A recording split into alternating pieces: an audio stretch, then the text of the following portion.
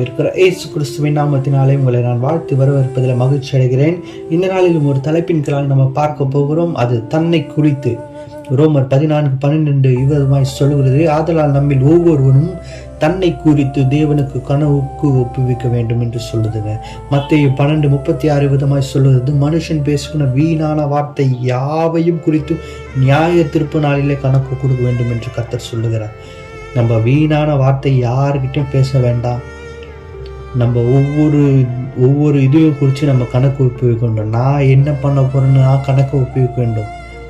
அது யாரா வேணா இருக்கலாம், ஊழியக்காரா இருக்கலாம், விசுவாசிகளா இருக்கலாம், ஏழையா இருக்கலாம், பணக்காரா இருக்கலாம், யாரா இருந்தாலும் கர்த்தருக்கு முன்பாக நம்ம ஒரு நாள் கணக்கு ஒப்புவிக்க வேண்டும் என்ற பயத்துடன் கர்த்தரை நாம் சேவிக்கணும். ஒரு நாளும் அவருடைய கிருபை நம்மளை சூழ்ந்து கொண்டிருக்கிறது.